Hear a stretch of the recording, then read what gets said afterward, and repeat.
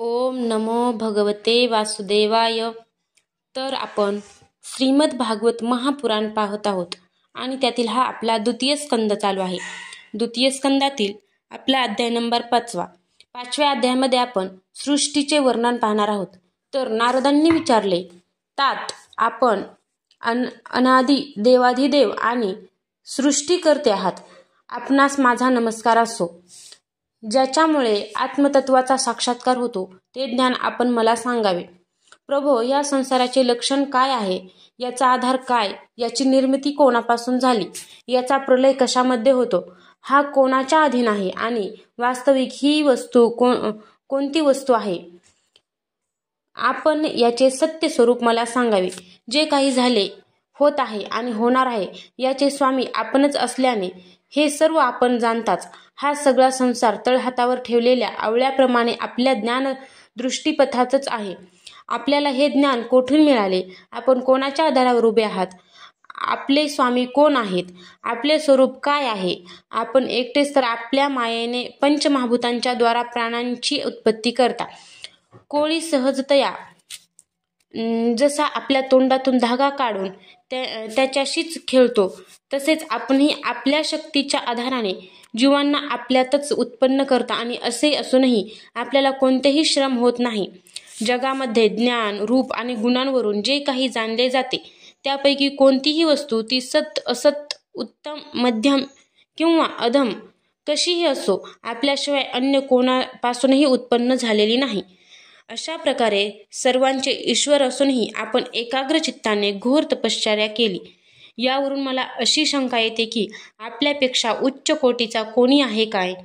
आपण सर्वज्ञानी सर्वांचे ईश्वर आहात. मी जे काही विचारित आहे ते सर्व आपण मला अशा रीतीने समजावून सांगा की जेणेकरून मी सर्व काही चांगल्या प्रकारे समजू शकेन. ब्रह्मदेव म्हणाले, पुत्रा नारदा, सर्व जीवांबद्दल वाटणाऱ्या करुणेपोटी तू मला हा सुंदर प्रश्न विचारला आहेस, कारण यामुळे भगवंताच्या गुणांचे वर्णन करण्याची प्रेरणा मला मिळाली आहे. तू माझ्याविषयी जे काही सांगितलेस ते खरेच आहे, कारण जोपर्यंत माझ्याही पलीकडील असे भगवत तत्व जाणले जात नाही तोपर्यंत हा माझाच प्रभाव वाटत राहील. जसे सूर्य, अग्नी, चंद्र, ग्रह, नक्षत्रे आणि तारे त्यांच्या प्रकाशाने प्रकाशित झालेल्या जगाला प्रकाशित करतात, तसाच मी सुद्धा भगवंताच्या चिन्मय प्रकाशाने प्रकाशित झालेल्या जगाला प्रकाशित करतो. ज्यांच्या अगम्य मायेने मोहित होऊन लोक मला सद्गुरू म्हणतात, त्या भगवान वासुदेवांना मी वंदन करतो आणि त्यांचे ध्यान करतो. ही माया तर लाजून त्यांच्यासमोर उभी सुद्धा राहत नाही, परंतु संसारातील अज्ञानी लोक तिने मोहित होऊन हा मी, हे माझे अशा प्रकारे बडबड करतात. हे नारदा, द्रव्य, कर्म, काल, स्वभाव आणि जीव यापैकी वास्तविक भगवंताखेरीज अशी कोणतीच वस्तू नाही. वेद नारायणाचेच वर्णन करणारे आहेत. देवता नारायणांशीच एकरूप आहेत आणि सर्व यज्ञ सुद्धा नारायणांच्याच प्रसन्नतेसाठीच आहेत. यज्ञापासून ज्या लोकांची प्राप्ती होते तेही नारायणामध्येच कल्पिलेले आहेत. सर्व योग साधना नारायणांच्याच प्राप्तीसाठी केल्या जातात. सर्व प्रकारचे तप नारायणांकडेच घेऊन जातात. ज्ञानानेही नारायणांनाच जाणले जाते. सर्वांचे फलही भगवान नारायणच होत. ते दृष्टा असूनही ईश्वर आहेत. निर्विकार असूनही सर्वांचे स्वरूप तेच आहेत. त्यांनीच मला निर्माण केले आहे आणि त्यांच्या दृष्टीनेच प्रेरित झालेला मी सृष्टी रचना करतो. मायेच्या गुणांनी रहित अशा भगवंतांनी उत्पत्ती, स्थिती आणि प्रलय यासाठी रज, सत्व आणि तम हे गुण मायेच्या द्वारे स्वीकारलेले आहेत. हे 3 गुण, द्रव्य, ज्ञान आणि क्रिया यांचा आश्रय घेऊन मायातील अशा नित्यमुक्त पुरुषाला त्याने मायेचा आश्रय घेतल्यानंतर कार्य, कारण आणि कर्तेपणा यांच्या अभिमानाने बद्ध करतात. नारदा, इंद्रियातील असणारे भगवान गुणांच्या या 3 आवरांनी स्वतःला चांगल्या रीतीने लपेटून घेतात, म्हणून लोक त्यांना ओळखत नाहीत. माझ्या आणि सर्व विश्वाचे एकमात्र स्वामी तेच आहेत. मायापती भगवंतांना आपण अनेक व्हावे अशी इच्छा झाल्यानंतर आपल्याच मायेने त्यांनी आपल्या स्वरूपात काल, कर्म आणि स्वभाव यांचा स्वीकार केला. भगवंतांच्या शक्तीमुळे कालाने या 3 गुणांमध्ये क्षोभ उत्पन्न केला. स्वभावाने त्यांना रूपांतरित केले आणि कर्माने महत्त्वाला जन्म दिला. रजोगुण आणि सत्वगुण यांनी वृद्धिंगत झालेल्या महत्त्वापासून ज्ञान, क्रिया आणि द्रव्यरूप अशा तमोगुणी विकार उत्पन्न झाला. त्याला अहंकार म्हटले गेले आणि तो रूपांतरित होऊन 3 प्रकारचा झाला.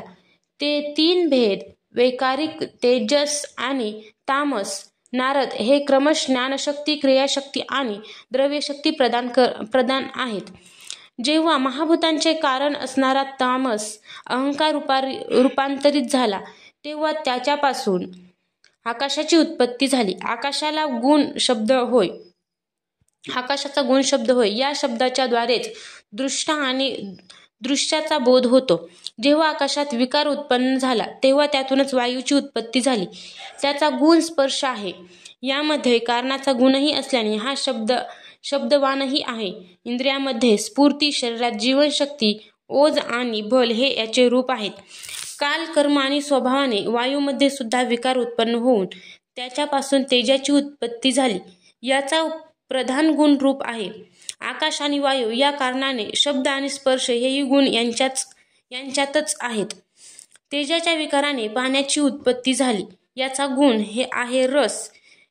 याला कारणत्व असण्याचे शब्द, स्पर्श आणि रूप हेही गुण याच्यात आहेत. पाण्याच्या विकाराने पृथ्वीची उत्पत्ती झाली. तिचा गुण आहे गंध. कारणाचे गुण कार्यात येतात.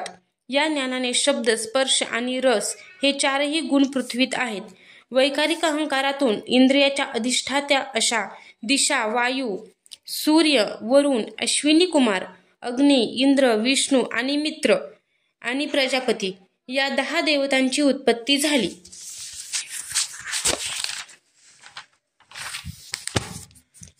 तेजस अहंकारापासून कान, त्वचा, डोळे, जीभ आणि घ्राण ही 5 ज्ञानेंद्रिये, तसेच वाणी, हात, पाय, गुदद्वार आणि जनेंद्रिय ही 5 कर्मेंद्रिये उत्पन्न झाली. त्याचबरोबर ज्ञानशक्तीरूप बुद्धी आणि क्रियाशक्तीरूप प्राण हेही तेजस अहंकारापासून उत्पन्न झाले.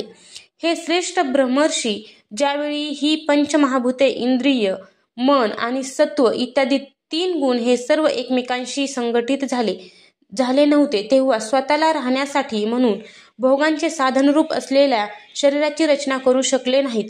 जेव्हा भगवंतांनी आपल्या शक्तीने यांना प्रेरित केले तेव्हा त्यांनी एकमेकांशी जुळवून घेतले. त्यांनी आपापसात कारणभावाचा स्वीकार करून व्यष्टीरूप पिंड, एकजीव आणि समष्टीरूप ब्रह्मांड, सर्व चराचर जीव या दोहोंची रचना केली.